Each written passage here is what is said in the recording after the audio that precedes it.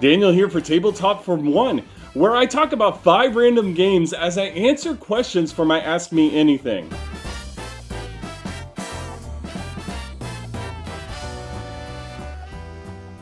And I thank you for joining me today. Now, recently I had put out a video thanking everybody for subscribing as I reached 1,000 subscribers. I've actually surpassed that now at 1,100 subscribers, which is just mind-blowing, and I'm so humbled and so grateful to all of you.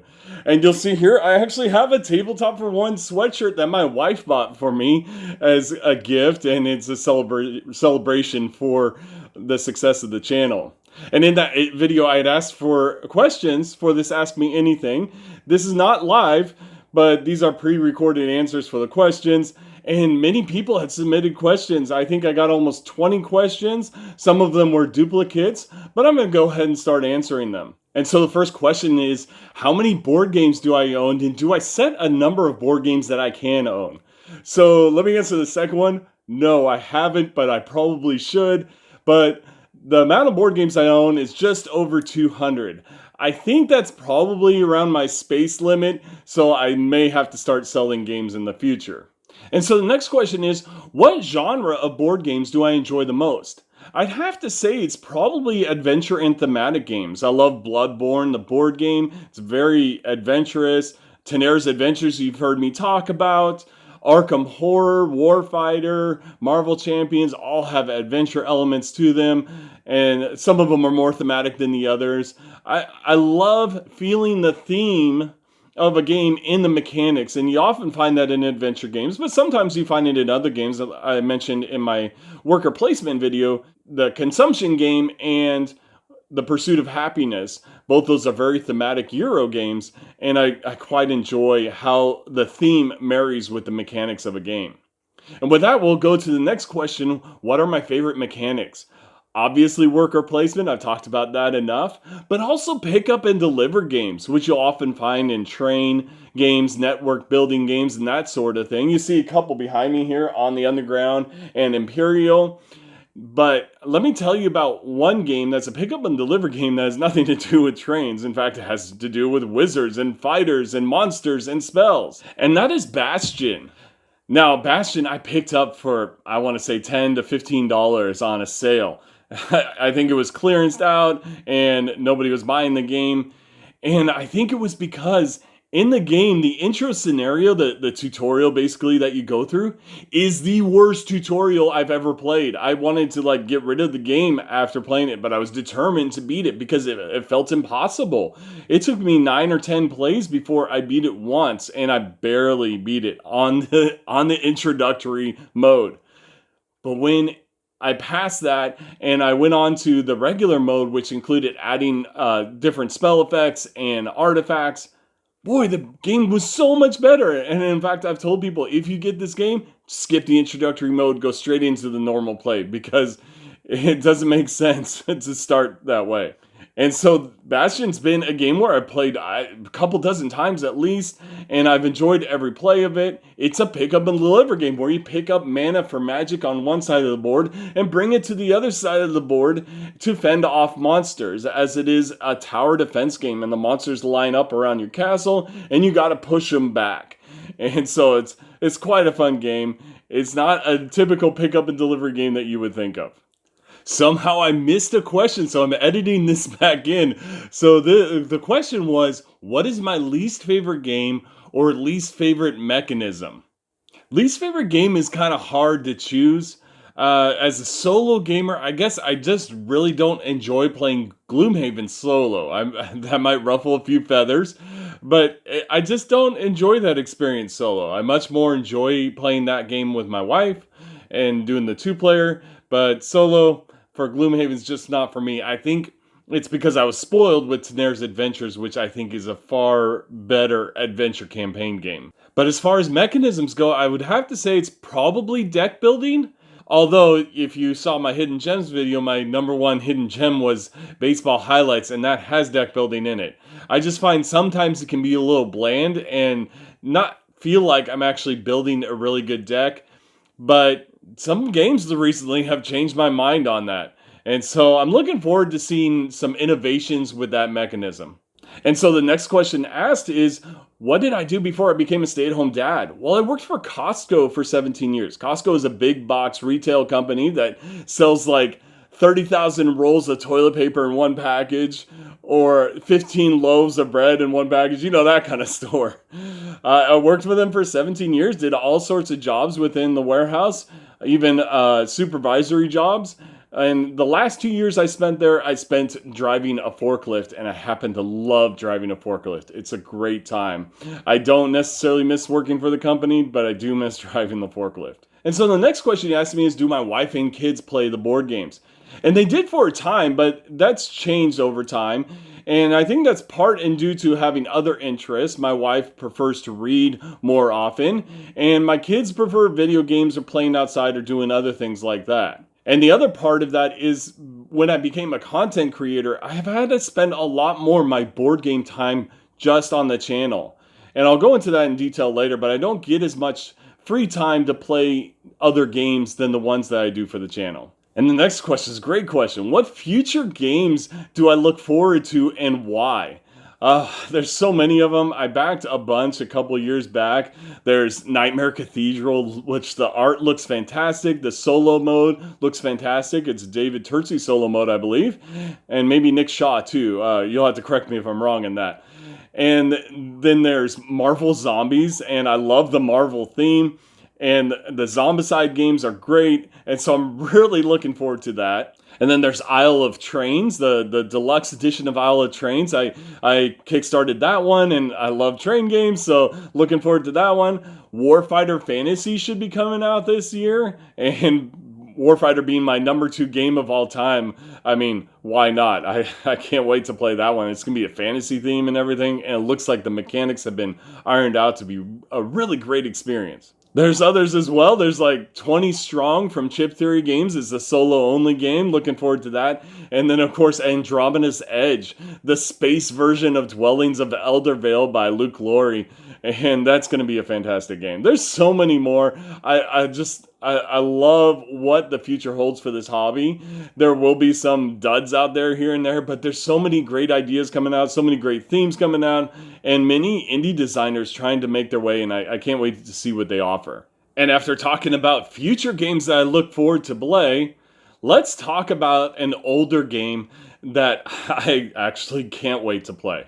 And that is Eldritch Horror. I recently received this from a friend as a gift. I did an unboxing video, but I have yet to get it to the table.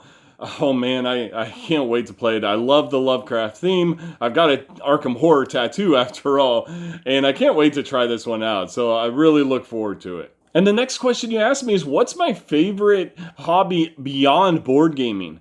I'd have to say that's miniature painting, but I don't get to do it that often. I really should set aside a time each week to just maybe paint one figure or something like that. And maybe I'll start doing that, but I just don't have that much time. I would love to, though, because I only have like 10,000 miniatures to paint right now. And then with Marvel Zombies coming, that's like another couple hundred, right? And then your next question is, how much time do I spend a week playing board games? My goodness, it's got to be at least 20 hours, because I spend a lot of time playing and prepping for playthroughs and video recordings. So it's got to be a few hours a day at least.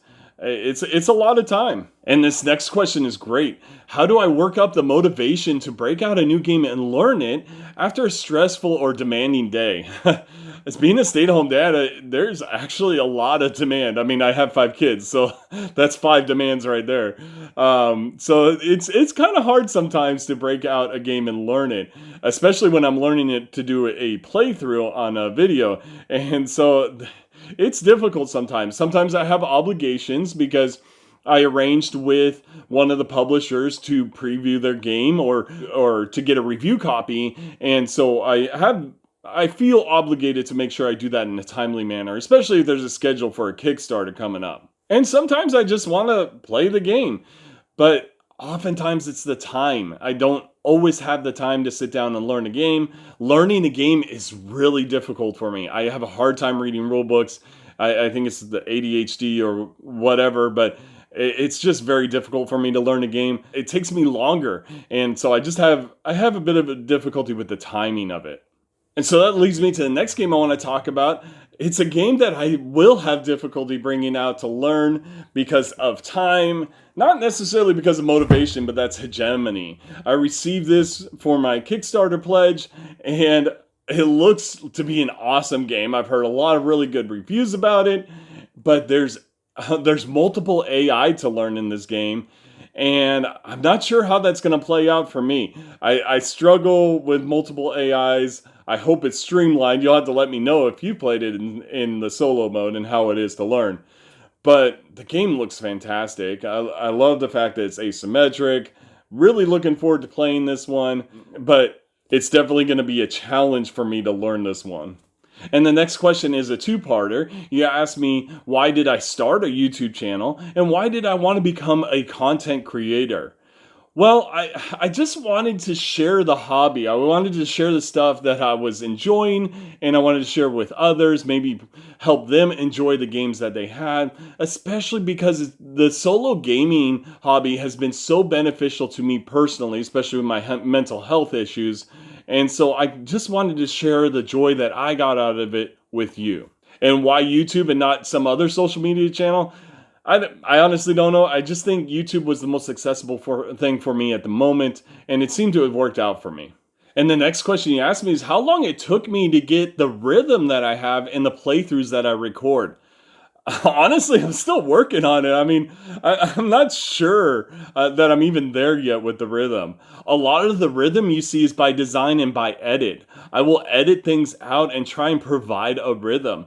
And of course, as I practice the game ahead of time and try to prepare myself for doing the playthroughs, I will try to set the tempo so at the beginning of the playthrough, I go rules heavy, explaining a lot of the rules early on, and then start teaching the rules for the first few rounds pretty heavily.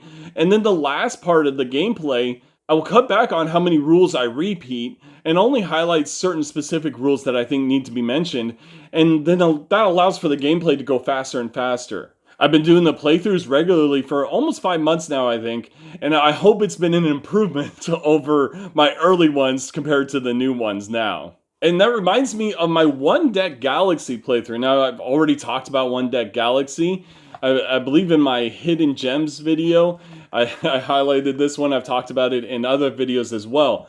But One Deck Galaxy was very difficult for me to do. It was actually, I think it was one of my worst playthroughs that I recorded, and I'm sorry. I got some rules wrong. I didn't have the dice showing on the screen. It wasn't the best. But for whatever reason, people were able to take that video and learn how to play the game. And since then, I've tried to improve on the sound, on the lighting, on the positioning of the camera, and how I move my hands, pulling them off the screen between thoughts and cutting out the empty space and try and maneuver that. It's challenging. Every video is challenging, but I think it's worth it. And I hope it is for you. I hope that you find those videos to be helpful and help you enjoy the game. And the next question you asked is, what are the positives and the negatives of being a content creator? Well, the positives right away are the feedback. Everyone who's commented on the videos has been so kind, helpful, and generous. Those days when I feel like I'm not doing a good job with the channel, somebody will give me a positive comment and tell me how much they love the video. It's so humbling, kind, and it's spirit lifting. The negative is probably the time it takes to make a video playthrough. From practicing, prepping, recording, and publishing a video, it can take up to 12 hours, sometimes even more. So you take the time it takes to practice and prep for it and play it, and then you record it, which let's say it takes an hour. You'll multiply that by 4. That's how much time it takes me to edit it, at least 4 times that amount. And then you multiply that by 2 for the total time of the prep and the playing. And so a 1 hour playthrough, we're talking around 8 hours. And the video you guys receive is actually edited back. So if you see a half hour, 45-minute video, it's probably double that for the recording. So it just takes a lot of time out of the day, out of the week, but the end result is worth it, especially if it is helping you guys enjoy your games, because that's what matters the most. And the next question is, do I review games that I don't necessarily want to play? Well, the nice thing is that a lot of the times you're arranging with the publisher to review a game. You're asking them for one, or they're emailing you and saying, hey, do you want to review this one? So you have the option of saying no, and I've had to say that a couple times, not necessarily because I didn't like it, but I didn't feel like it would fit well on my channel, or I was just too busy at the time. But for the ones that I have received, I generally have asked for them,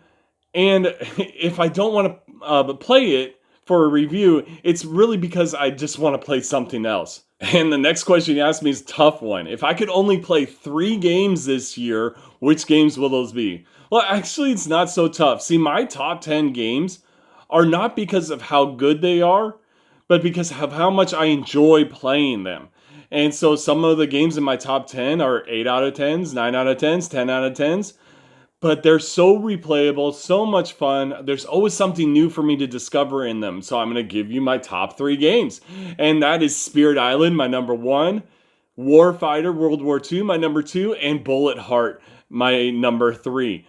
If that's all I got to play this year, I'd be very happy. And so for the last game I want to talk about is the opposite of what I talked about 2 questions ago. You asked me if I review games I don't want to play. Well, here's the thing. There's a game I want to play to review, and I've asked for a review copy. We'll see if I end up getting it, but it's called Stonewall Uprising. Now, Stonewall Uprising is a deck building game with asymmetric powers, and the theme is about the gay rights movement during the 60s, 70s, and 80s. Being who I am, the mechanics in the theme are very interesting to me. The way the cards work and the gameplay on the board and how it all works together looks to be a fantastic solo experience, so I do hope I get the chance to review it. If not, then I think I'm going to have to sell a few games so I can afford to buy that one, because I really want to play that game. And so there you have it. That was my Ask Me Anything. I really appreciate all the questions you sent in. They were great questions. I was happy to answer them. I've tried to answer every single comment that you guys have put on my videos. Let me know what you think of the 5 games I highlighted. I had Bastion, Eldritch Horror, One Deck Galaxy, Hegemony, and Stonewall Uprising. I'd be happy to hear your thoughts in the comments below. Please also like and subscribe to this channel, although probably everybody who's listening here is already a subscriber, and I thank you for being here with me. I'm so glad you're here with this channel. So thank you very much for this opportunity, and have a great night.